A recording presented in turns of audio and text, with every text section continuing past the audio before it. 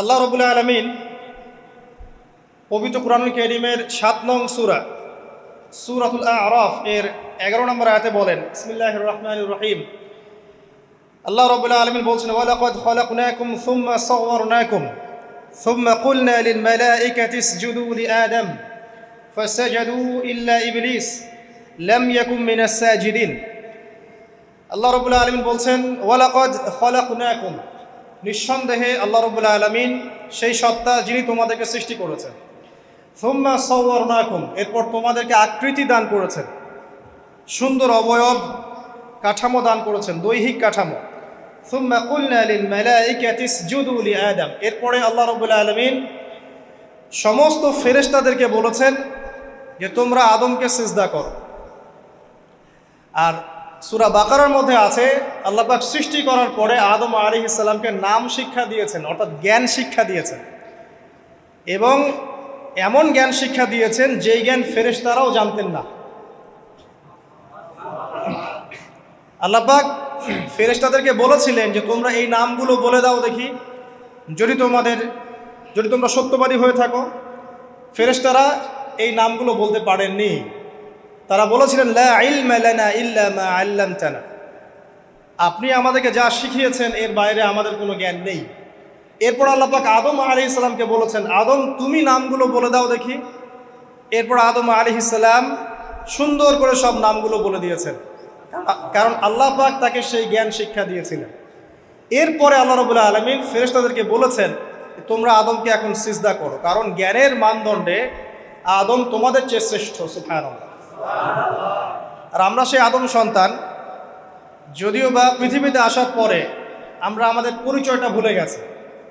সেই আদম সন্তান, যে আদমকে আল্লাহ রাব্বুল আলামিন ফেরেশতাদেরকে দিয়ে সম্মানিত করলেন, সিজদা করালেন, সেই আদম সন্তান এখন আল্লাহর জমিনে শিরক করে, নবী সাল্লাল্লাহু আলাইহি ওয়াসাল্লামের সুন্নতের অনুসরণ করতে চায় না, নবীদের আদর্শ মানতে চায় না, কোরআন এবং সুন্নাহ মেনে জীবন করতে চায় না। সেই আদম সন্তান এখন জেনা করে, ব্যভিচার করে, মাদকদ্রব্য পান করে, সমকামী। সেই আদম সন্তান এখন ঘুষ খাচ্ছে, সুদ খাচ্ছে, দুর্নীতি করছে, অন্যের সম্পদ আত্মসাৎ করছে, অন্যায়ভাবে মানুষকে হত্যা করছে। এমন কোনো গুনাহ নাই যে সেই আদম সন্তান করছে না। কোন আদম সন্তান? যার পিতাকে আল্লাহ রাব্বুল আলামিন কি করলেন? ফেরেশতাদেরকে দিয়ে সেজদা করালেন। তাহলে চিন্তা করেন যে আমরা আমাদের পরিচয়টা কি পরিমাণ হারিয়ে ফেলেছি। আমরা তো চেতনার কথা বলি না, শেকড়ের কথা বলি না, আমরা সংস্কৃতির কথা বলি না। এই কথাগুলো আমরা বলি। আমাদের সত্যিকারের চেতনা হচ্ছে ইসলামিক চেতনা। সত্যিকারের শেকড় হচ্ছে এই শেকড় যে আমরা আদম আলাইহিস সালামের সন্তান, যে আদমকে আল্লাহ রাব্বুল আলামিন ফেরেশতাদেরকে দিয়ে সেজদা করিয়েছেন জ্ঞানের কারণে। আজকে সেই আদম সন্তান দেখবেন জ্ঞান অর্জন করতে চায় না, দিনের জ্ঞান অর্জন করতে চায় না, দুনিয়ার জ্ঞান অর্জন করতে চায়, দিনের জ্ঞান অর্জন করতে চায় না। যে জ্ঞান তাকে পরকালে নাজাতের ওসিলা করবে, সেই কোরআনটুকু তিলাওয়াতও করতে চায় না, তিলাওয়াত করা শিখতেও চায় না, আগ্রহই নাই। তাহলে আমরা কি পরিমাণে আমাদের শেকড়টা ভুলে গেছি, চেতনা হারিয়ে ফেলেছি, আমাদের মূল সংস্কৃতি থেকে দূরে সরে আসছি। একটু চিন্তা করে সামনে যাই। আল্লাহ রাব্বুল আলামিন বলছেন, এরপর সুন্দর আকৃতি দিয়ে আদমকে আমি ফেরেশতাদেরকে দিয়ে সেজদা করালাম। ফাসাজাদু, সবাই সেজদা করলো, প্রত্যেকটা ফেরেশতাই কি করলো? সেজদা করলো। ইল্লা ইবলিস, কে সেজদা করলো না? ইবলিস। ইবলিস সেজদা করলো না। ইবলিস কে ছিল? সে কিন্তু কোনো ফেরেশতা ছিল না। সে ছিল একজন জিন। কানা মিনাল জিন্নি, সূরা কাহফে আল্লাহ পাক বলেছেন কানা মিনাল জিন্নি, সে জিনদের একজন ছিল। ঠিক আছে? সে আল্লাহ রাব্বুল আলামিনের এত বেশি ইবাদত করেছিল যে আল্লাহ রাব্বুল আলামিন তাকে এক পর্যায়ে ফেরেশতাদের উপরে একটা দায়িত্বশীল বানিয়ে দিয়েছিল। ঠিক আছে? তো কিন্তু তার মনের ভিতরে একটা কিবর বা অহংকার ছিল, যে অহংকারের কারণে সে কিন্তু আল্লাহ পাকের এই নির্দেশটা পালন করলো না, লঙ্ঘন করলো। আমরা সামনে যাই। লাম ইয়াকুম মিনাস সাজিদিন, আল্লাহ পাক বলছেন সে সিজদাকারীদের অন্তর্ভুক্ত ছিল না। কে?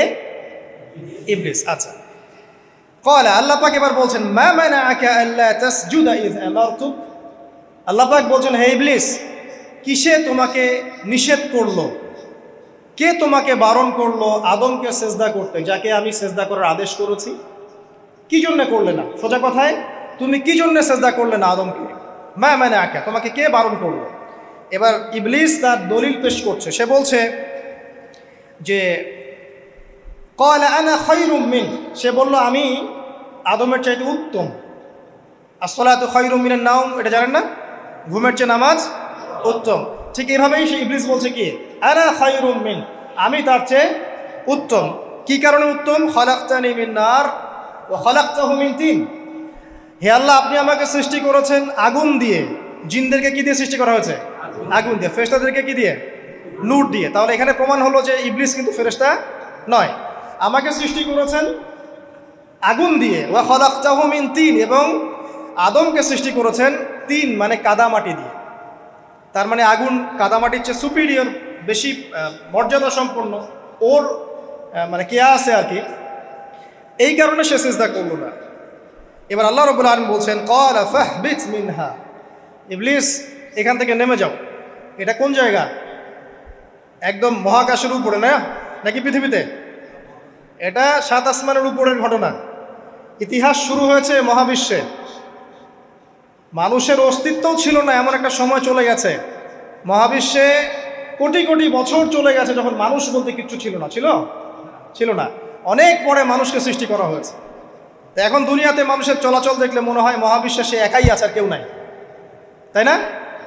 আচ্ছা, এটা দলিল কোরআনে আছে। সূরা দাহার 1 নম্বর আয়াত পড়ে দেখবেন, হাল আতা আলাল ইনসান হাইনুম মিনাদ দাহরি লাম ইয়াকুন শাইআম মাযকুরা। আল্লাহ পাক বলছেন মানুষের উপরে এমন সময় চলে গেছে যে মানুষ কোনো আলোচ্য বিষয় ছিল না, উল্লেখযোগ্য কোনো বিষয় ছিল না। তো সভ্যতার শুরুর ঘটনা হচ্ছে এটা, মানে মানব সভ্যতার একদম শুরুর শেকড়ের ঘটনা হচ্ছে এটা। একদম শুরুর চেতনা, শুরুর সংস্কৃতি শুরু হচ্ছে এখান থেকে। এবার ইবলিস বলছে আমি সেজদা করব না, বিকজ আমি তার চেয়ে সুপিরিয়র।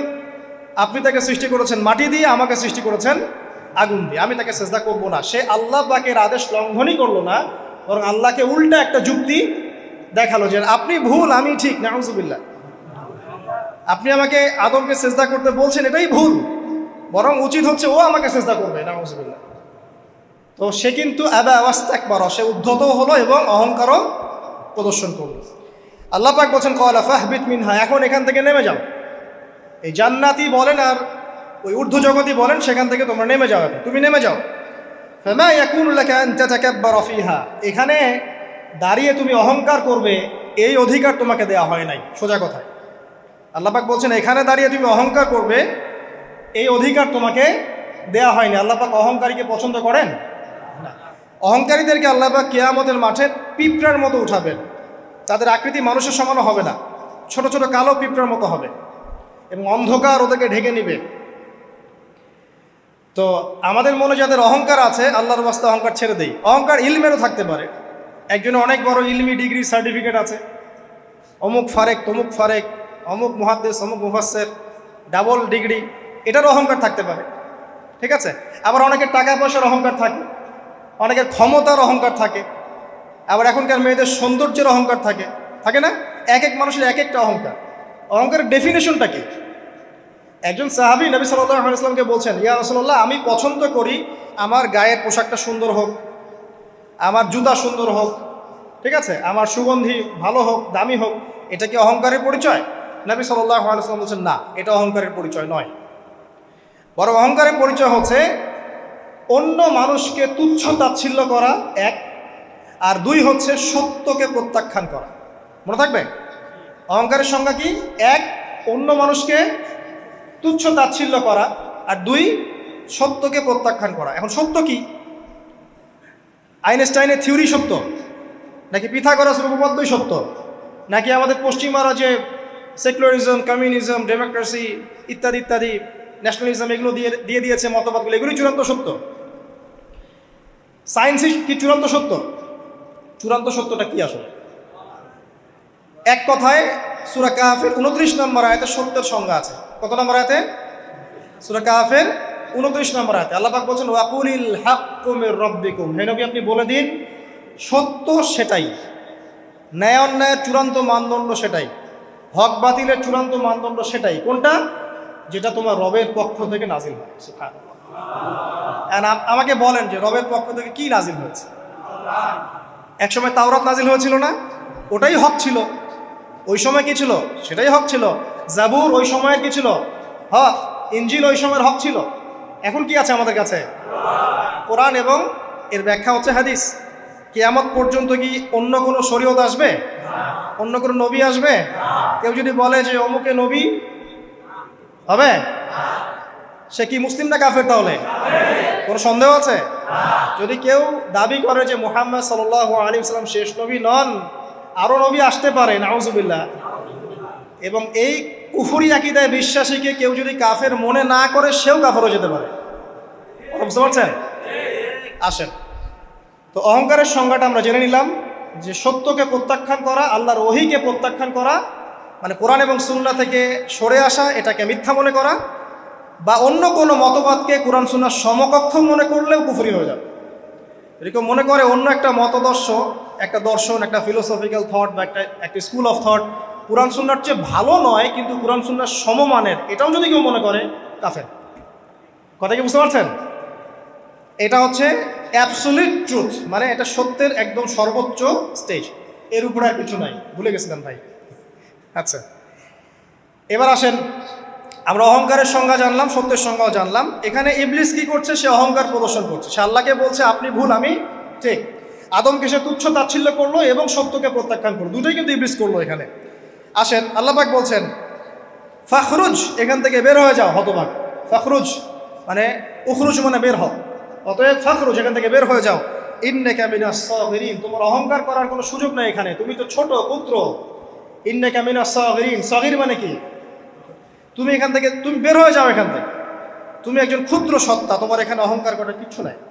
কলা, এবার ইবলিস বলছে, এই জায়গাগুলো খুব ভালো করে শোনেন, আমাদের লেকচারের আসল জায়গায় কিন্তু যাবে ওই দিকে। যদি আড়াইটা পর্যন্ত লেকচারটি কোনো সমস্যা আছে? আচ্ছা, তাহলে বসে থাকেন, খাওয়া দাওয়া করে আসছেন তো? আচ্ছা, কলা, এবার ইবলিস বলছে আনজিরনি, শোনেন, ইবলিস বলছে আনজিরনি, হে আল্লাহ আমাকে অবকাশ দিন। কি বলছে? আমাকে অবকাশ দিন। ইলা ইয়াউমি ইউবআসুন, যেই দিন আপনি কিয়ামত ঘটাবেন, যেই দিন সবাইকে পুনরুত্থিত করবেন, ওই দিন পর্যন্ত আমাকে অবকাশ দিন। সূরা বাকারায় আছে, অন্য সূরা আছে, রব্বি আনজিরনি ইলা ইয়াউমি ইউবআসুন। ইবলিস বলছে হে আমার রব। কি বলছে ইবলিস? হে আমার রব। ইবলিস কি তাহলে আস্তিক না নাস্তিক? কথা বলেন, ইবলিস কি আস্তিক না নাস্তিক?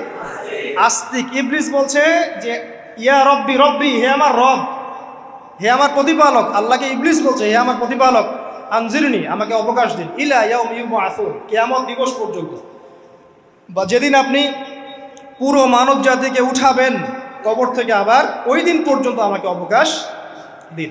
তার মানে কিয়ামত যে হবে এটা নতুন করে লেখা হয় নাই, সভ্যতায় হিস্ট্রির শুরু থেকেই কিয়ামত ছিল। কথা বুঝতে পারছেন? ফেরেশতারাও জানতেন যে একদিন মহাবিশ্ব ধ্বংস হয়ে যাবে। যখন পৃথিবীতে মানুষকে পাঠানো হয়নি তার আগেই ফেরেশতারা জানতেন, আল্লাহ পাকের ইলমে ছিল এবং তিনি এটা ফয়সালা করে দিয়েছিলেন যে একদিন এই পুরো মহাবিশ্বই ধ্বংস হয়ে যাবে। ইবলিস আগে থেকে জানতো যে কিয়ামত হবে, এই জন্য সে বলছে আমাকে কিয়ামত পর্যন্ত অবকাশ দিন। আল্লাহ পাক এবার কি বলছেন দেখেন, ইবলিস আল্লাহর কাছে চাইলো, আল্লাহ পাক তাও তাকে ফেরত দিলেন না। আর আমরা আল্লাহর কাছে চাইতে এখন হতাশা হয়ে যায় না, দোয়া করতে থাকি আর বলি যে আমার দোয়া তো কবুল হচ্ছে না। আর যে ইবলিস একটা জিনিস চাইলো, আল্লাহ পাক বললেন ক্বালা ইন্নাকা মিনাল মুনজারিন, যাও তুমি অবকাশপ্রাপ্তদের একজন, তোমাকে অবকাশ দেয়া হলো। এক কথায় তোমার দোয়া কবুল করা হয়েছে, তোমার অবকাশ তোমাকে দেয়া হলো, কারণ আল্লাহ পাক এটা পরীক্ষা করবেন ইবলিসকে দিয়ে, মানব জাতিকে। ক্বালা, এবার ইবলিসের চ্যালেঞ্জ শোনেন, এটাই আমাদের আজকের লেকচারের মূল পয়েন্ট। এই জায়গা থেকে ইবলিস চ্যালেঞ্জ করছে। কি চ্যালেঞ্জ করছে? ফাবিমা আগওয়াইতানি, হে আল্লাহ আপনি যে কারণে আমাকে বিচ্যুত করলেন, মানে আমি আমার যে কৃতকর্মের কারণে আপনার রহমত থেকে বঞ্চিত হয়ে গেলাম, ঠিক আছে, লাআকুদান্না লাহুম সিরাতাকাল মুস্তাকিম, আমি সেই আদমের এবং আদমের সন্তানের সরল পথে ওত পেতে বসে থাকব। কথাটা ভালো করে বোঝেন, ইবলিস চ্যালেঞ্জ করলো কাকে? আল্লাহকে। যে কারণে আল্লাহ আপনি আমাকে বহিষ্কার করলেন, এখন আমি কি করব? আমি এই আদম সন্তানের সরল পথে, আপনাকে পাওয়ার এই পথের আনাচে কানাচে আমি ওত পেতে বসে থাকব। কি জন্য বসে থাকব? যাতে করে আমি আদম সন্তানকে বিচ্যুত করতে পারি। শুধু তাই নয়, সে আরো বলছে সুম্মা লাআতিয়ান্নাহুম, আমি শুধু বসেই থাকবো না, আমি আদম সন্তানের কাছে আসব। মিন বাইনি আইদিহিম, তার সামন থেকে আসব। ওয়া মিন খালফিহিম, আদম সন্তানের পিছন থেকে আসব। ওয়া আন আইমানিহিম, তার ডান দিক থেকে আসব। ওয়া আন শামাইলিহিম, তার বাম দিক থেকে আসব। ওয়ালা তাজিদু আকসারাহুম শাকিরিন, আল্লাহ পাক আপনি তাদের বেশিরভাগকেই শুকরগুজার পাবেন না। কথা কি ক্লিয়ার না? কোনো সমস্যা? ইবলিস কি চ্যালেঞ্জ করলো? আমি শুধু বসেই থাকবো না, ডান দিক থেকে আসব, বাম দিক থেকে আসব, সামন থেকে আসব, পিছন থেকে আসব। আমি আদম সন্তানকে পথভ্রষ্ট করেই ছাড়ব, আপনি আদম সন্তানের বেশিরভাগকে পথভ্রষ্ট পাবেন। ইবলিসের কথার কি বাস্তব প্রতিফলন দেখা যায় এখন সমাজে? বেশিরভাগ মানুষ নামাজ পড়ে না পড়ে না? বেশিরভাগ মানুষ সুদ খায় না খায় না? বেশিরভাগ যুব সমাজ জেনা করতেছে না করতেছে না? বেশিরভাগ লোক মাদক খাচ্ছে না খাচ্ছে না? পৃথিবীর কোনো জায়গায় আল্লাহর বিধান আছে কি নাই? দুই একটা জায়গায় আছে আই ওয়াশ, শোডাউন। বেশিরভাগ নারী পর্দায় চলে না চলে না? বেশিরভাগ মানুষ রোজা রাখে না রাখে না? বেশিরভাগ মানুষ যাকাত দেয় কি দেয় না? তাহলে ইবলিস যে বললো আপনি বেশিরভাগকেই শুকরগুজার পাবেন না, বেশিরভাগ মানুষ পরকালের স্বার্থে কাজ করে না দুনিয়ার স্বার্থে কাজ করে? কতজন মানুষ আল্লাহ পাকের দ্বীনটাকে প্রচার প্রসার প্রতিষ্ঠার কথা বলে বা কোরআন সুন্নাহর কথাগুলো মেনে চলে? কতজন মানুষ? বেশিরভাগ লোক মেনে চলে। তাহলে ইবলিস কি সফল না ব্যর্থ? ইবলিসের চ্যালেঞ্জ কি সফল না ব্যর্থ? ইবলিসের কথা সে কিন্তু অক্ষর অক্ষরে পালন করেছে। আর এই ইবলিসকে আল্লাহ পাক কেন পৃথিবীতে নিয়েছেন? আমাদেরকে পরীক্ষা করার জন্য, যেন আমরা এই সরল পথ থেকে বিচ্যুত না হই। সামনে যান, আরো কঠিন কথা আছে। ক্বাল আখরুজ মিনহা, আল্লাহ পাক বলছেন এখান থেকে বের হয়ে যাও। মাযউমান মাদহুরা, একদম অপদস্থ লাঞ্ছিত হয়ে এখান থেকে বের হয়ে যাও। লামান তাবিআকা মিনহুম, তুমি তো চ্যালেঞ্জ করলা আমাকে, ঠিক আছে, কিন্তু যে ব্যক্তি যেই তোমার অনুসরণ করবে, আল্লাহ পাকের কথা শোনেন, যেই তোমার অনুসরণ করবে, লাআমলাআন্না জাহান্নামা মিনকুম আজমাইন, যে পুরুষ বা নারী যেই হোক না কেন, যে আদম সন্তান ইবলিস তোমার অনুসরণ করবে, তোমার পথ ধরবে, আমি তোমাকে সহ এদের সবাইকে দিয়ে জাহান্নাম পূর্ণ করব। আল্লাহর কিচ্ছু যায় আসে না। আল্লাহ পাক যদি এই পুরো পৃথিবীটাকেও জাহান্নামে নিক্ষেপ করেন অবাধ্যতার কারণে, আল্লাহ পাকের কিছু যায় আসে? ওই যে আপনাদের এখানে নদী আছে না, কি বালাসী ঘাট, এখানে চর টর আছে না? চরের মধ্যে একটা বালুর কণার কি দাম আছে বলেন তো? একটা বালুর কণার কোন দাম আছে? এই পুরো মহাবিশ্বে পৃথিবীর অবস্থান এর চেয়েও কম। তো পুরো পৃথিবীর মানুষ যদি আল্লাহর অবাধ্য হয়, আল্লাহ পাক যদি পুরো দুনিয়াটাকেই ধ্বংস করে দেন, জাহান্নামে নিক্ষেপ করেন, আল্লাহ পাকের কিছু যায় আসবে কিনা? এবার আসেন, এখান থেকে আমরা বুঝতে পারলাম যে ইবলিস একটা তৃতীয় সত্তা। আল্লাহ পাক আদম আলাইহিস সালামকে সৃষ্টি করলেন, নাম শিক্ষা দিলেন, সেজদা করালেন, ইবলিসকে সেজদা করতে বললেন, সে করলো না। সে চ্যালেঞ্জ করলো উল্টা, যে আমি ওর চেয়ে উত্তম, আপনি ভুল আমি সঠিক। সে অহংকার করলো এবং একই সাথে সে আদমকে পথভ্রষ্ট করার চ্যালেঞ্জও করে বসলো। আল্লাহ পাক ঘোষণা করলেন, যদি কোনো আদম সন্তান তোমাকে ফলো করে, তোমাকে সহ তাকে আমি জাহান্নামে নিক্ষেপ করব। ঠিক আছে, এ পর্যন্ত। এবার সামনে আসেন। এবার আল্লাহ পাক আদমকে বলছেন, কাকে বলছেন? আদম আলাইহিস সালামকে বলছেন, ইয়া আদম, হে আদম। তার আগে আদম আলাইহিস সালামের বুকের পাঁজর থেকে কাকে সৃষ্টি করেছেন? হাওয়া আলাইহিস সালাম, সভ্যতার ইতিহাসের প্রথম নারী এবং ইতিহাসের সবচেয়ে সুন্দরী রমণী কে? হাওয়া আলাইহিস সালাম। আরেকজন আছেন সবচেয়ে সুন্দরী রমণী, কে? কে বলতে পারবেন? জি না, 100 টাকা পুরস্কার বলেন। হ্যাঁ, নাম কি? মাশাআল্লাহ, ওই ওকে পুরস্কার দিও। কি নাম তোমার? মাশাআল্লাহ মাশাআল্লাহ। দ্বিতীয় সুন্দরী রমণী, দুজন রমণীকে বলা হয় পৃথিবীর সবচেয়ে সুন্দরী রমণী। আপনি যাদেরকে দেখে সিডিউস হচ্ছেন, যদিও এদেরকে দেখে সিডিউস হওয়ার কিছু নাই, কারণ এরা তো সুন্দর না, কোনো দিক থেকে সুন্দর না, না পোশাকের দিক থেকে, না চেহারার দিক থেকে, না ফিজিক্যাল স্ট্রাকচারের দিক থেকে। এদেরকে দেখে তো পাগলও সিডিউস হবে না। তো আদম আলাইহিস সালাম এবং আদম আলাইহিস সালামের স্ত্রী হাওয়া আলাইহিস সালাম এবং সারা আলাইহিস সালাম, ইতিহাসের সবচেয়ে সুন্দর রমণী, ইতিহাসের সবচেয়ে সুন্দর রমণী কাদের স্ত্রী ছিলেন? নবীদের না অন্য কারো? এজন্যই বলি, আপনি যদি পবিত্র থাকেন, আল্লাহওয়ালা মানুষ হন, ইনশাআল্লাহ তাআলা আল্লাহ পাক আপনার ঘরে একজন নেককার পুণ্যবতী সুশ্রী স্ত্রী দান করবেন ইনশাআল্লাহ। আপনি যদি এইসব অশ্লীলতার গোলক ধাঁধায় পড়ে নিজের ঈমান হারিয়ে ফেলেন, চরিত্র হারিয়ে ফেলেন, সম্ভাবনা খুবই কম যে আপনি একজন দিনদার মেয়ে পাবেন।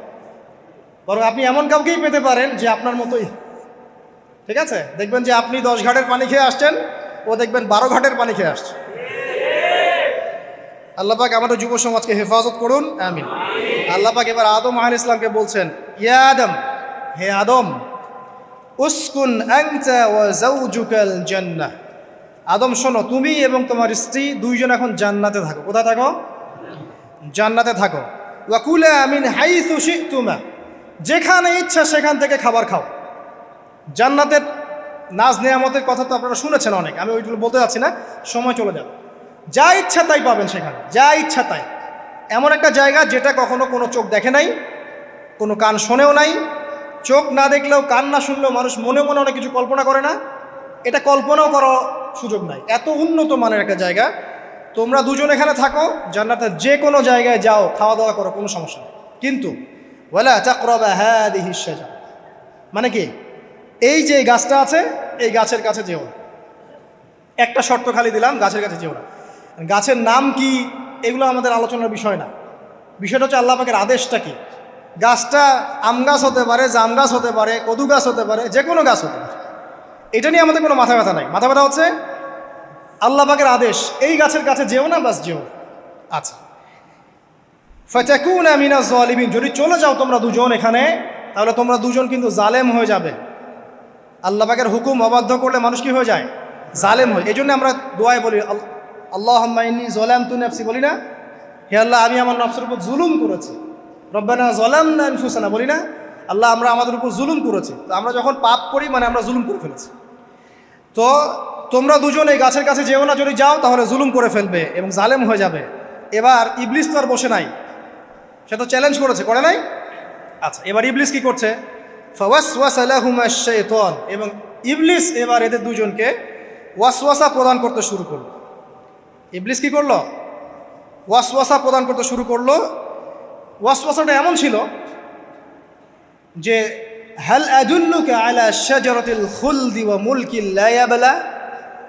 ইবলিস এসে আদম এবং হাওয়া আলাইহিস সালাম তাদেরকে উস্কে দিতে লাগলো যে, আমি কি তোমাদেরকে এমন কোনো গাছের কথা বলবো যেই গাছের ফল খেলে তোমরা চিরস্থায়ী হয়ে যাবে, কখনো মরবে না, এবং এমন রাজত্ব পাবে যে রাজত্বর কোনো ক্ষয় নাই। ইবলিসের টোপটা কি দেখলেন? চিরস্থায়িত্বের টোপ এবং কিসের টোপ? রাজত্বের টোপ। এটা সূরা তহার মধ্যে আছে। অন্য সূরায় আছে যে, আমি কি বলে দিব এমন গাছের কথা যেই গাছের ফল খেলে তোমরা ফেরেশতা হয়ে যাবে, কখনো মরবে না। তাহলে চিরস্থায়িত্বের টোপ এবং এই যে কিসের? রাজত্বের এই যে টোপ, এই দুইটা হচ্ছে মানুষকে আল্লাহর পথ থেকে ডিসিভ করার একটা মানদণ্ড। কথা বুঝতে পারছেন? এই পৃথিবীতে যত মানুষ পথভ্রষ্ট হয়ে গেছে জন্য হয়েছে অনেকেই, আর অনেকে চিরস্থায়িত্বের জন্য হয়েছে। ফেরাউন নমরুদ চিরস্থায়িত্বের লোভে পড়ে পথভ্রষ্ট হয়নি? আর ওই সময় থেকে শুরু করে এখনকার বিশ্বে যারা ক্ষমতাধর, এরা কি ক্ষমতার দাপটে পথভ্রষ্ট হচ্ছে না? এই দুটো হচ্ছে মানুষকে পথভ্রষ্ট করার মাধ্যম। ইবলিস খুব ভালো করেই জানতো। একটা কথা বলি নাই, যখন আদম আলাইহিস সালামকে তৈরি করে রাখা হয়েছে, সৃষ্টি করে রাখা হয়েছে, ইবলিস এর চারপাশে রাউন্ড দিচ্ছিল, তাওয়াফ করছিল, তাওয়াফ। এবং মানব শরীরের এবং মানব মস্তিষ্কের, মননের দুর্বল পয়েন্টগুলো সে ফাইন্ড আউট করছিল। কারণ সে কিন্তু অনেক জ্ঞানী ছিল, সে কিন্তু প্রচণ্ড জ্ঞানী ছিল, এবং এখনও কিন্তু সে প্রচণ্ড জ্ঞানী, এবং তার অভিজ্ঞতার ঝুলি এখন অনেক বেশি, তাই না? ওর বয়স হয়ে গেছে না এখন, প্রচুর বয়স। তো তাওয়াফ করে করে সে মানুষের দুর্বল জায়গাগুলো ফাইন্ড আউট করেছে। একটা হচ্ছে পেট, একটা প্রবৃত্তি, একটা হচ্ছে নারীর প্রতি আসক্তি, ঠিক আছে, একটা ক্ষমতার লোভ, একটা চিরস্থায়িত্বের লোভ। এগুলো হচ্ছে মানুষের দুর্বল জায়গা। ইবলিস এগুলো ফাইন্ড আউট করে ওইভাবে চাল দিয়েছে। কথা বুঝতে পারছেন? একটু খেয়াল করে দেখেন, এখনকার বিশ্বে যত অন্যায় হচ্ছে, ম্যাক্সিমাম পাপ হচ্ছে পেটের কারণে। পেট। সুদ খায় কেন? পেটের কারণে। ঘুষ খায় কেন? পেটের কারণে। ইভেন যে এখন জেনা করছে, ওদেরকে তো এখন যৌনকর্মী বলতে হয়, তাই না? সম্মান দিয়ে কথা বলতে হয়। তো যৌনকর্মী যারা, তারাও দেখবেন পেটের কারণেই করছে। পেটের কারণে। তারপর দেখবেন মানুষের সম্পদ আত্মসাৎ, ওই যে ছেলে মেয়ে বাল বাচ্চার জন্য। পেট মানে মূল জিনিসটা কি? পেট। এবং চিরস্থায়িত্ব, ক্ষমতার দাপট আর প্রবৃত্তির দাসত্ব, এগুলো হচ্ছে মানুষের সবচেয়ে দুর্বল পয়েন্ট। দেখবেন ম্যাক্সিমাম পাপ হচ্ছে মেয়েদের কারণে। মেয়েদের কারণে না, মেয়ের পিছনে। মেয়ের পিছনে আপনি চলে গেছেন, এখানে আত্মহত্যা করছে কেউ, কেউ এখানে আপনার জেনা করছে, কেউ ধর্ষণ করছে, কেউ পরকে লিপ্ত হচ্ছে, মানে মেয়েরই কোনো পাপ। ওই যে বলে না, দুইটা পাপ যাকে পেয়ে গেছে তার লাইফটা ক্র্যাশড। একটা হচ্ছে মেয়ে, একটা হচ্ছে টাকা। অর্থ সম্পদ লালসা যার মধ্যে পেয়ে বসেছে, এর জীবন শেষ। আর যার মেয়ের নেশা আছে, মেয়ের নেশা যার মধ্যে আছে, এর জীবন শেষ। একে আপনি হেদায়েতের পথে আনতে পারবেন না ইল্লা মাশা আল্লাহ, আল্লাহ পাক যদি না চান। আসেন, ইবলিস তাওয়াফ করছিল এবং সে কিন্তু টোপ দিল, চিরস্থায়িত্বের টোপ দিল। এবং কিসের টোপ দিল? ফেরেশতা হয়ে যাবে, অমর হয়ে যাবে। এবার আমাদের পিতামাতা আদম এবং হাওয়া আলাইহিস সালাম তারা কিন্তু ফল খেয়ে ফেললেন। আর এটা এমন নয় একবার ওয়াসওয়াসা দিয়েছে বাস খেয়ে ফেলেছেন, এমন নয়। কন্টিনিউয়াসলি সেই কাজটা করেছে। একটা মানুষ যখন জেনা করে, ইবলিস কি একবার এসে বললেই কেউ জেনা করে ফেলে? আস্তে আস্তে কিন্তু মানুষ জেনার পথে যায়। ওই যে প্রথমে একদিন, অনেক দিন একটা লেকচার দিয়েছিলাম না, প্রথমে গার্লফ্রেন্ড বয়ফ্রেন্ড একটা সম্পর্ক হয়, তাই না? তারপর কথাবার্তা হয়, মোবাইল ফোন এক্সচেঞ্জ করে, নোট এক্সচেঞ্জ করে, কফি খায়, আস্তে আস্তে ডেটিংয়ে যায়, পরে দেখবেন এক পর্যায়ে গিয়ে জেনা। এভাবে।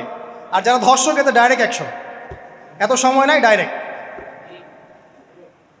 তো ইবলিস প্রতিটা পাপ মানুষকে ধাপে ধাপে করায়।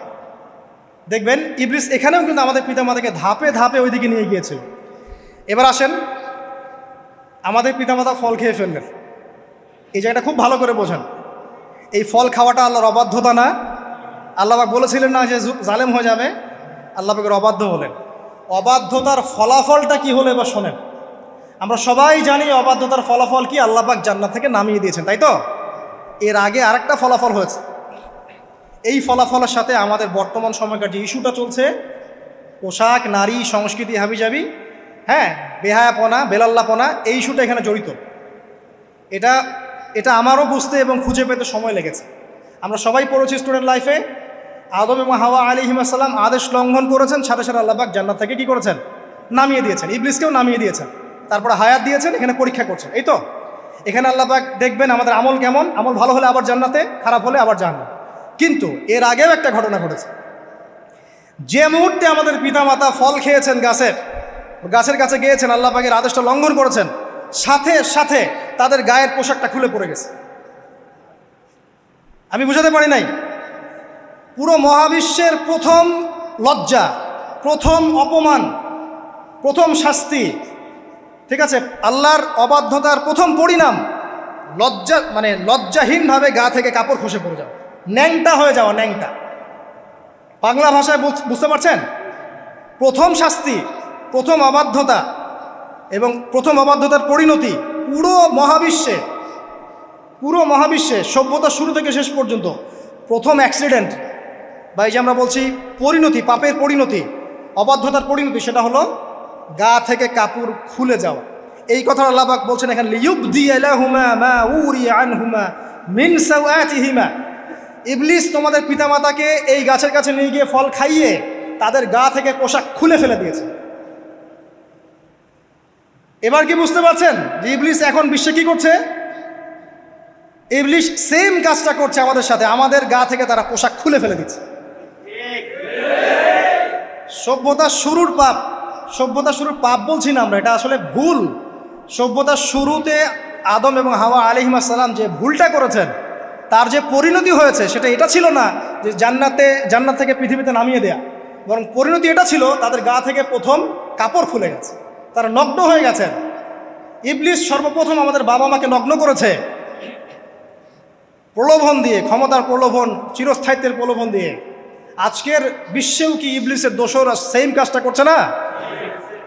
আজকের বিশ্বেও কি ইবলিসের মানুষরূপী দোসরগুলা সেম কাজটাই করছে না? সেম কাজটা করছে। আমাদের গা থেকে ওরা পোশাক খুলে ফেলছে, এরপর আল্লাহ পাক জান্নাত থেকে নামিয়ে দিয়েছে। আগে কিন্তু এটা হয়নি, আগে পোশাক খুলেছে। এরপর কি হয়েছে জানেন? শোনেন, আল্লাহ পাক ওয়াকালা মা নাহাকুমা রাব্বুকুমা আন হাযিহি আশ-শাজারা ইল্লা আন তাকুনা মালাকাইন আও তাকুনা মিনাল খালিদিন। ইবলিস বলছিল যে তোমাদের রব তোমাদেরকে এই গাছের কাছে যেতে নিষেধ করেছে এই কারণে যে তোমরা এখানে গেলে মালাক হয়ে যাবে এবং চিরস্থায়ী হয়ে যাবে। ওয়া কাসামাহুমা ইন্নী লাকুমা লামিনান নাসিহিন। ইবলিস বলছিল যে আমি আল্লাহর কসম করে বলছি আমি তোমাদের শুভাকাঙ্ক্ষী। ফাদাল্লাহুমা বিগুরুর, ওদেরকে তারা পথভ্রষ্ট করলো, ইবলিস তাদেরকে পথভ্রষ্ট করলো। ফালাম্মা যাকাশ শাজারা, যখন তারা গাছের কাছে গেলেন, বাদাত লাহুমা সাওআতুহুমা, তাদের লজ্জাস্থানটা উন্মুক্ত হয়ে গেল, কাপড় খুলে পড়ে গেল। এটাই বলতে যাচ্ছিলাম। ওয়া তাফিকা ইয়াখসিফানি আলাইহিমা মিন ওয়ারাকিল জান্নাহ, এবং আদম এবং হাওয়া আলাইহিমা সালাম জান্নাতের গাছের পাতা ছিঁড়তে লাগলেন এবং সেই পাতা দিয়ে লজ্জাস্থান ঢাকতে লাগলেন।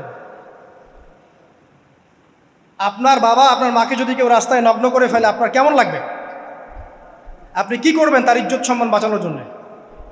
আমাদের পিতা মাতাকে ইবলিস জান্নাতে নগ্ন করে দিয়েছিল এবং আমাদের পিতা মাতা জান্নাতের পাতাগুলো ছিঁড়ে ছিঁড়ে লজ্জাস্থানকে আবৃত করতে শুরু করল।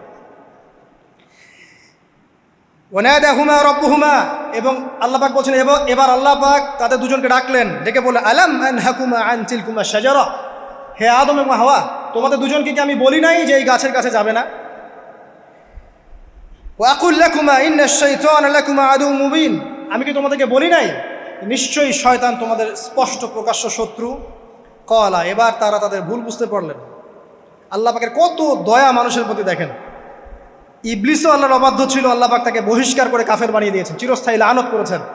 আমাদের পিতামাতাও ভুল করেছেন, বাট আল্লাহ পাক তাদেরকে চিরস্থায়ী জাহান্নামী করেন নাই। আল্লাহ পাক তাদেরকে দয়া পরবশ হয়ে ক্ষমা করে দিয়েছে। শুধু তাই নয়, আল্লাহ পাক এত মহব্বত করেন আদম সন্তানকে যে তওবা করার যে কালিমাটা, সেই কালিমাটাও আল্লাহ পাক আদম এবং হাওয়াকে শিখিয়ে দিয়েছেন। সুবহানাল্লাহ, কোন কালিমা দিয়ে তওবা করবো, কি পড়বো, এটাও তারা বুঝতে পারছিলেন না। আল্লাহ পাক তখন শিখিয়ে দিয়েছেন। ক্বালা, তারা বলল, রব্বানা, হে আমাদের প্রতিপালক, যালামনা আনফুসানা, আমরা আমাদের উপর জুলুম করেছি নফসের উপরে, ওয়া ইল্লাম তাগফির লানা ওয়া তারহামনা লানাকুনান্না মিনাল খাসিরিন। এই দোয়াটা করলেন আমাদের পিতামাতা, আল্লাহ পাক মাফ করে দিলেন। কিন্তু মাফ করার পরে আর জান্নাতে থাকা হলো? এই পৃথিবীতে নামিয়ে দেওয়া।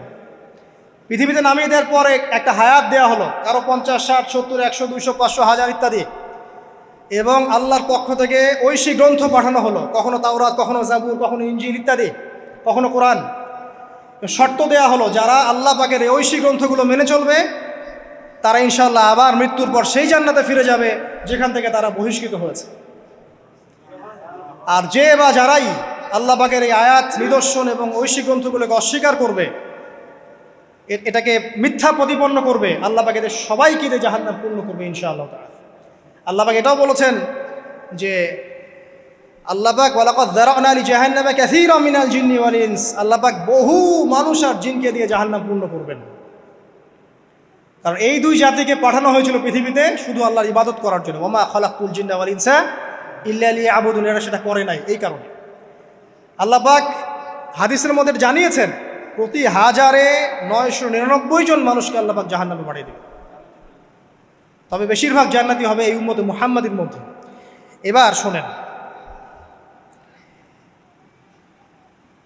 আমাদের পিতামাতার এই পরিণতির পর আল্লাহ পাক যখন আমাদেরকে পৃথিবীতে পাঠালেন, আল্লাহ পাক আমাদেরকে নগ্ন করে পৃথিবীতে রাখেন নাই। সুবহানাল্লাহ, আল্লাহ পাক আসমান থেকে লিবাস পাঠিয়েছেন। এই যে সমাজ বিজ্ঞানের বইগুলোতে লেখা আছে না, মানুষ আগে নগ্ন ছিল, গাছের ছালপাতা পরে থাকতো, তারপরে বন্যপ্রাণী শিকার করতো, গুহায় গুহায় থাকতো, বোগাস, মিথ্যা, বাজে কথাই বলছে, একদম টোটাল মিথ্যা কথাই বল। আল্লাহ রাব্বুল আলামিন সভ্যতা শুরু করেছেন নবী দ্বারা, সভ্যতা শেষও করবেন নবী দ্বারা। প্রত্যেক যুগে যুগে সভ্যতার ধারক এবং বাহক ছিলেন নবীগণ। আর আদম আলাইহিস সালাম পৃথিবীতে আসার পর নগ্ন হয়ে থাকেন নাই। আল্লাহ পাক আসমান থেকে লেবাস পাঠিয়েছিলেন। সুবহানাল্লাহ, আল্লাহ পাক আমাদেরকে নগ্ন করে রাখেন নাই। এবার দেখেন আল্লাহ পাক কি বলছেন, ইয়া বানি আদম, আচ্ছা আসেন, ইয়া বানি আদম, হে বনু আদম, কাদেরকে বলছেন? আমাদেরকে। কদ আনজালনা আলাইকুম লিবাসান ইউআরি সাওআতিকুম ওয়া রিশা, হে বনু আদম, আমি তোমাদেরকে নগ্ন ছেড়ে দিচ্ছি না, আমি তোমাদের জন্য লেবাস আর পোশাক পাঠাচ্ছি, যেই পোশাক দিয়ে তোমরা তোমাদের লজ্জাস্থানকে আবৃতও করবে এবং সৌন্দর্য বর্ধন করবে। এটা করছি না আমরা এখন? আচ্ছা, ওয়া লিবাসুত তাকওয়া যালিকা খায়র, আর তাকওয়ার লেবাস, তাকওয়ার পোশাকটা হচ্ছে সবচেয়ে উত্তম। যেমন দেখেন আমাদের সতর কি এই নাভির উপর থেকে হাঁটুর নিচ পর্যন্ত না, তাই বলি কি আমরা সবাই এভাবেই ঘুরি? এটা সর্বনিম্ন একটা স্কেল, তাই না? এর উপর আপনি জুব্বা পরছেন, পাগড়ি পরছেন, টুপি পরছেন, বা আপনি হয়তো আরও ঢিলেঢালা কোনো পোশাক পরছেন, এই পোশাকটাকে বলা হচ্ছে তাকওয়ার পোশাক। ওয়া লিবাসুত তাকওয়া যালিকা খায়র, এটা আরও উত্তম। একজন মেয়ের, অনেক আলেম বলছেন যে চোখ, এই চোখটুকু ঢেকে বের করে দেখা যাবে, বলছে না? অনেকে বলেছেন কি না? কিন্তু এটাও যদি কেউ সামনে জিলবাব দিয়ে ঢেকে রাখে তাহলে কি উত্তম নয়? পর্দার ক্ষেত্রে উত্তম নয়? তো লিবাসুত তাকওয়া যালিকা খায়র, তাকওয়ার যে পোশাক সেটা আরও উত্তম বেশি। নর্মালি তো পোশাক দিয়েছি, তাকওয়ার পোশাক সবচেয়ে উত্তম বেশি। আল্লাহ পাকের একটা সতর্কবাণী শোনেন এবার। যালিকা মিন আয়াতিল্লাহ, এই পোশাকটা আল্লাহ পাকের নিদর্শন। পোশাকটা কি?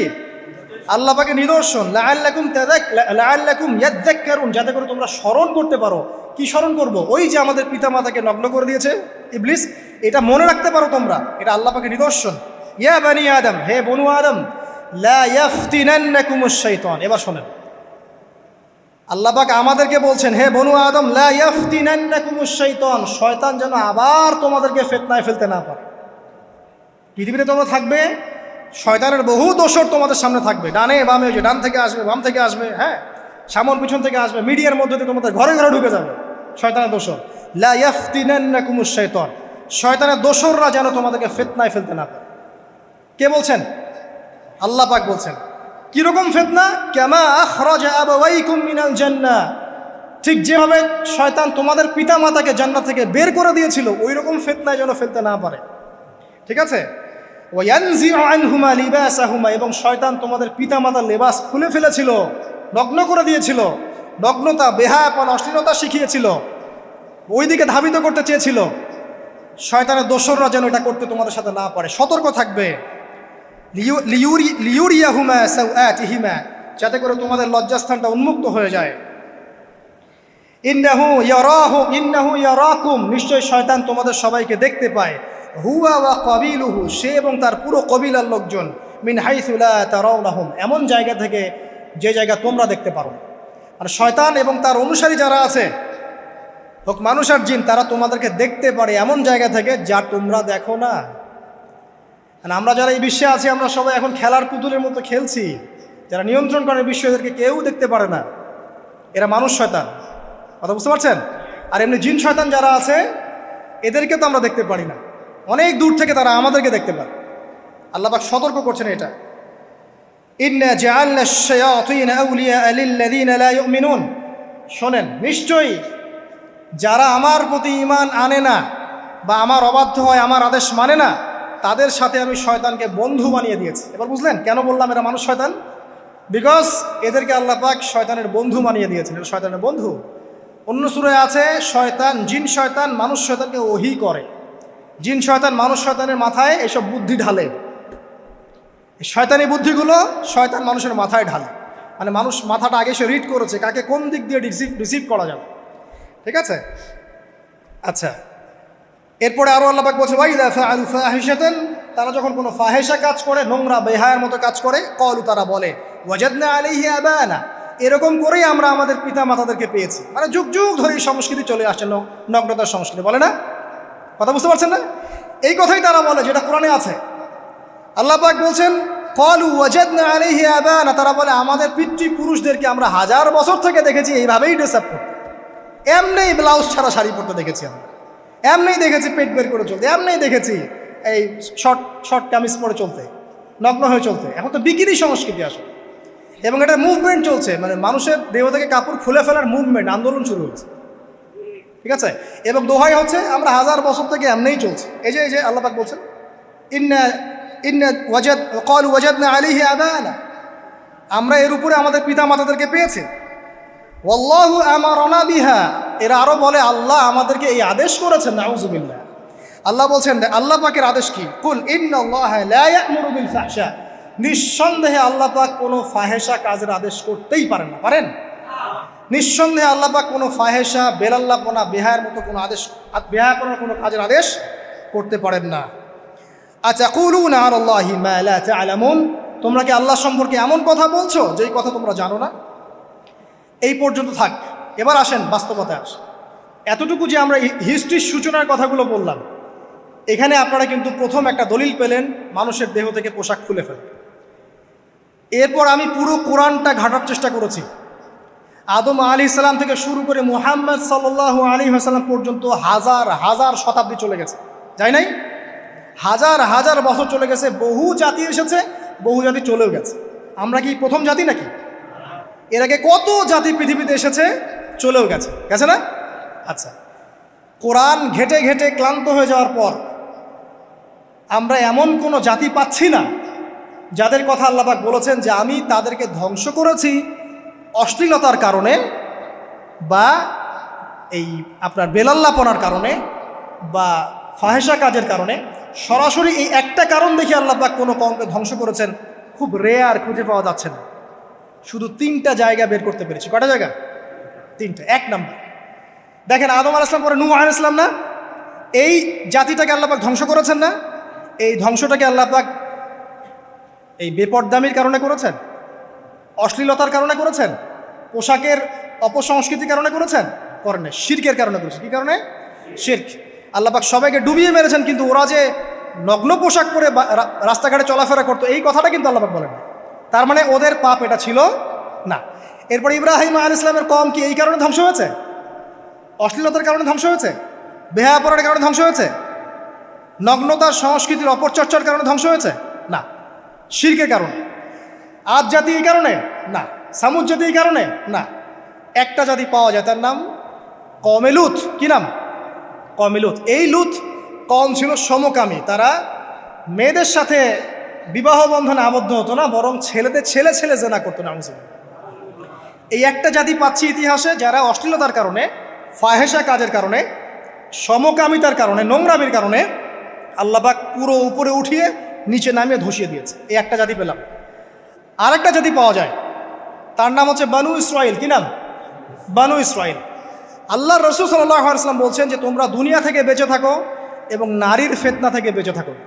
কারণ বানু ইসরাইল মানে মূসা আলাইহিস সালামের যে কওম ছিল, এই কওমের মধ্যে প্রথম ফিতনা দেখা দিয়েছিল মেয়েদের ব্যাপারে।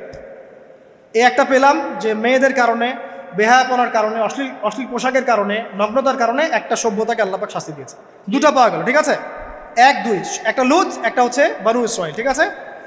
আর একটা পাওয়া যায় এটা জোর করে, সেটা হলো নবী মুহাম্মদ সাল্লাল্লাহু আলাইহি ওয়াসাল্লাম নবী হওয়ার ঠিক আগের সময়টা, যেটাকে আমরা কি বলি আইয়ামে জাহেলিয়াত। ওই সময়ে মেয়েদের জেনাটা ব্যাপক ছিল, ব্যভিচারটা ব্যাপক ছিল, পরকীয়াও ছিল, বৈবাহিক তেমন কোনো অধিকার ছিল না।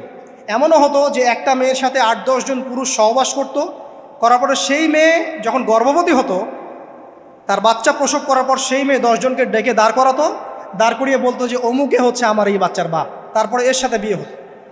চিন্তা করতে পারেন তো? নারীদের যে বৈষয়িক অধিকার, ধর্মীয় অধিকার, আপনার পোশাকের অধিকার, শালীনতার অধিকার, সম্পত্তির অধিকার, এগুলো ছিল না ওই সময়। এই একটা সভ্যতা পাওয়া যাচ্ছে। তাহলে 3টা আমরা বের করতে পারলাম, কথা ঠিক আছে? আচ্ছা, এবার আসেন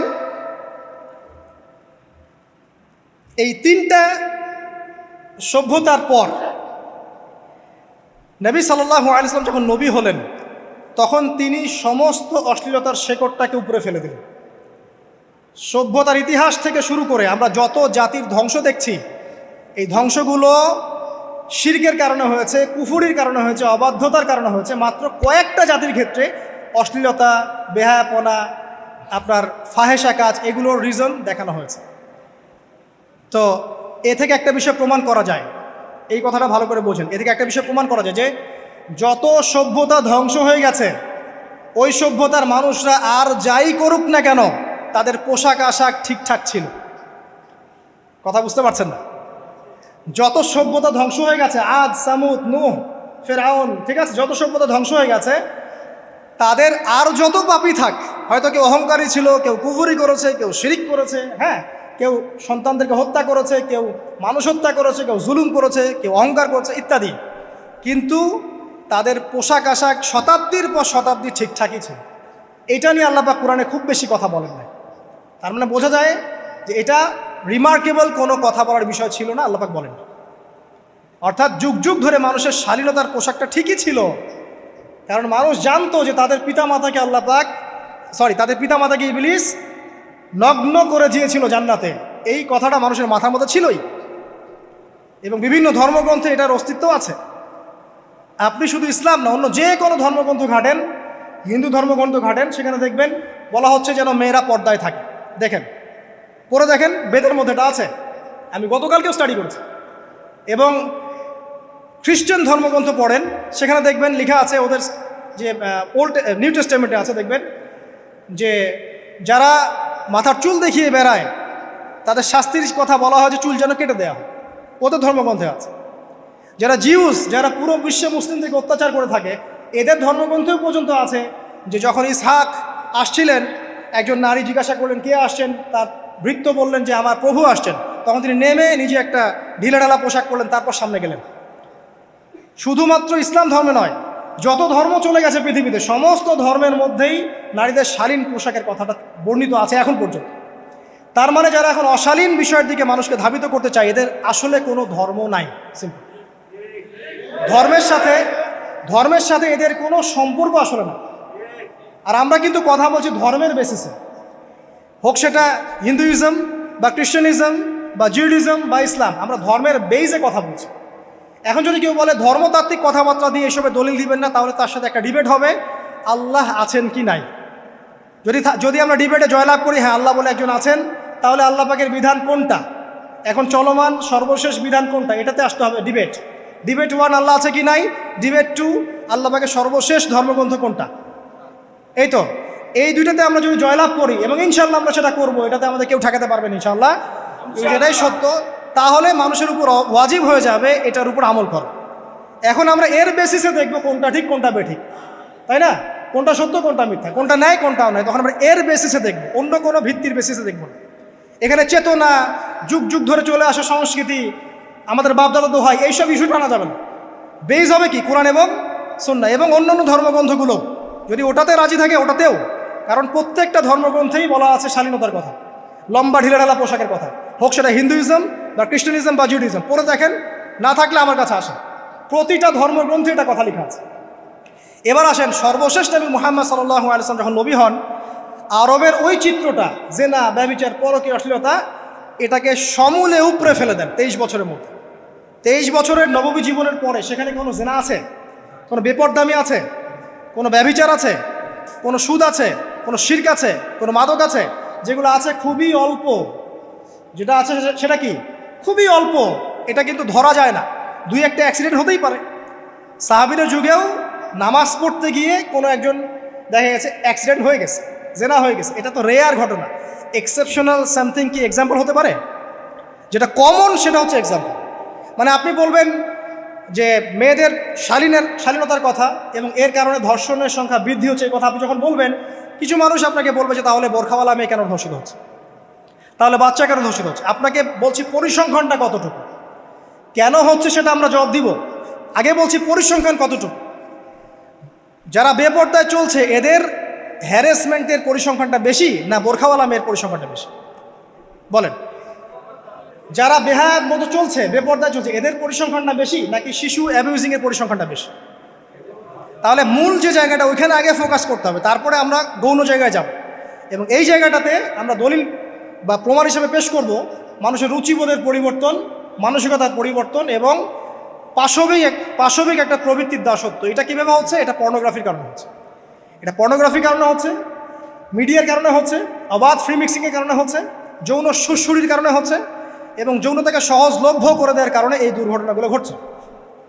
আচ্ছা, আগে আমি আমার পয়েন্টে আসি। নবী সাল্লাল্লাহু আলাইহি ওয়াসাল্লাম যখন এটার শিকড়টা উপরে ফেলে দিলেন, তখন কিন্তু মক্কা, মদিনা, পুরো জাজিরাতুল আরবে আর কোনো বেহায়াপনার কোনো শিকড় থাকলো না। আল্লাহ পাক কীভাবে এটা করলেন? পুরো হিস্ট্রির ইতিহাস টেনে দিয়ে আল্লাহ পাক কয়েকটা আদেশ নাজিল করলেন। সেই আদেশটা কোরআন এবং সুন্নাহে আছে। আল্লাহ পাক প্রথমে ছেলেদেরকে বললেন, শোনো, সূরা নূর 30 নম্বর আয়াত, আল্লাহ পাক ছেলেদেরকে বললেন, তোমরা তোমাদের চোখ নিচু রাখো, এটা আমাদের দায়িত্ব। প্রত্যেকটা ছেলের দায়িত্ব বেগানা মেয়েকে দেখলে চোখটা কী করবে? নিচু করবে, সিম্পল। তাহলে আপনি সিডিউসড হবেন, এক কথায়।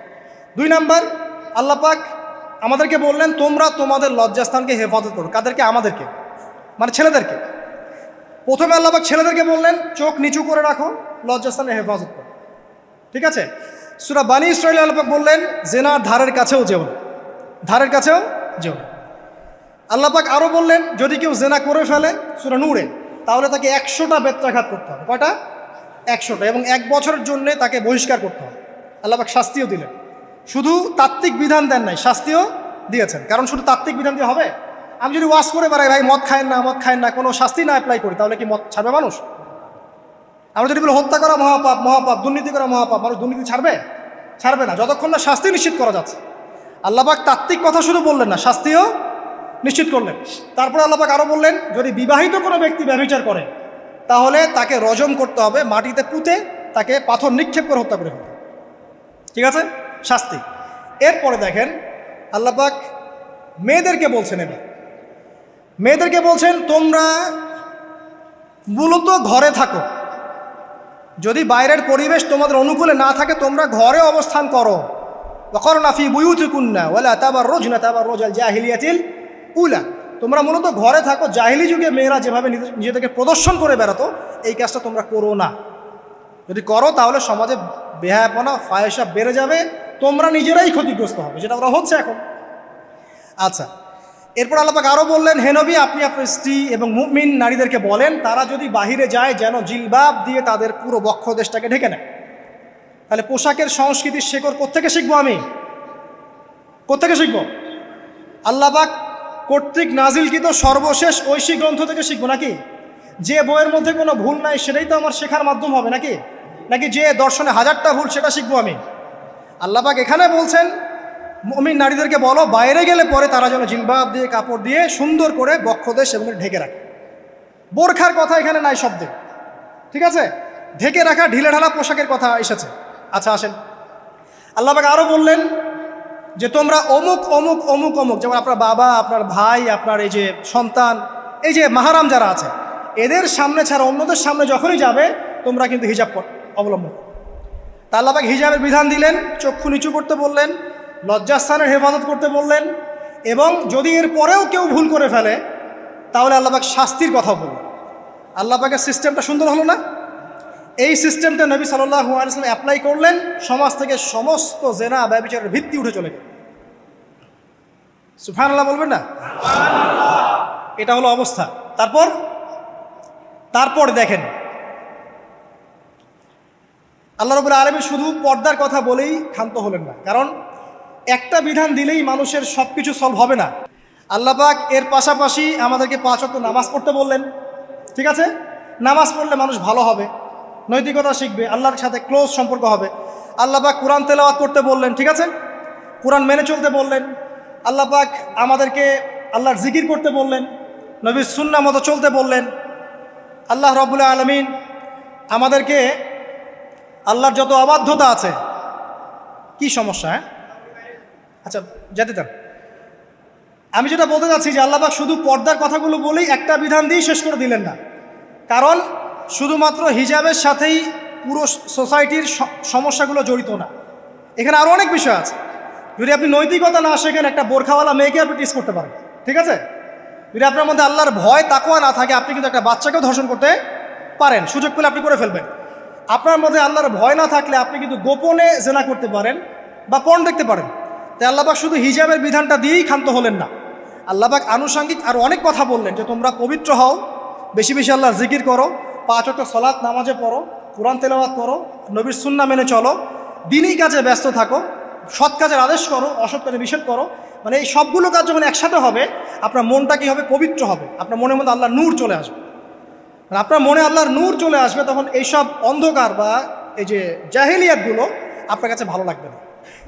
যখন আপনার ইন্টারনাল যে সোলটা আছে এটা যখন এনলাইটমেন্ট হবে আল্লাহর নূর দিয়ে, তখন আপনার কাছে এইসব হারাম প্রিমিক্সিং, হারাম পরকিয়া, আপনার জেনা, আপনার ব্যভিচার, পর্ন এগুলো বিভীষিকাময় মনে হবে, আপনার কাছে ভালো লাগবে না।